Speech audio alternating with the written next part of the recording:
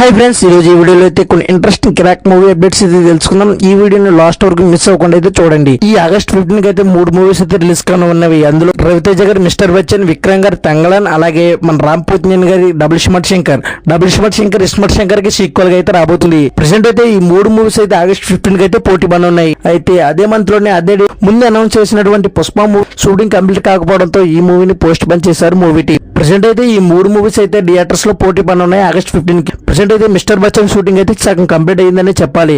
And ఈ మూవీకి సంబంధించి రీసెంట్ గానే టీజర్ కూడా రిలీజ్ చేశారు. అలాగే మిస్టర్ బచ్చన్ మూవీలోనే సాంగ్స్ ప్రమోషన్స్ కూడా మొదలు పెట్టారు మూవీ టీం. ఈ మూవీ ఖచ్చితంగానే ఆగస్ట్ 15 కి రిలీజ్ కాబోతున్నట్టు తెలుసు. దీంతో పాటుగానే విక్రమ్ గారి తంగళన్ మూవీ కూడా రీసెంట్ టైమ్స్ లో రిలీజ్ చేసిన టీజర్ ఈ మూవీకి మంచి హైప్ తీసుకొచ్చి పెట్టింది.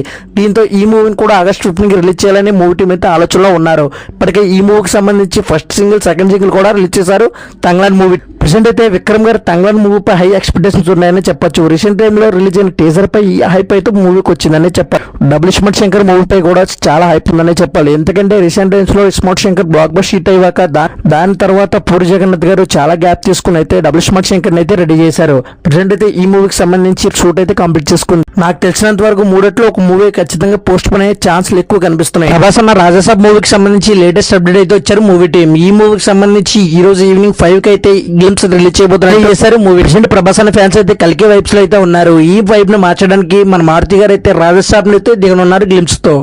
ప్రెసెంట్ అయితే రాజాసాబ్ మూవీపై హై ఎక్స్పెక్టేషన్స్ అయితే ఉన్నాయి. ఇందులో వింటేజ్ ప్రభాస్ గారిని అయితే కనిపించనున్నారు. ఈ మూవీ యాక్షన్ ఎంటర్టైనర్ గా అయితే రాబోతుంది.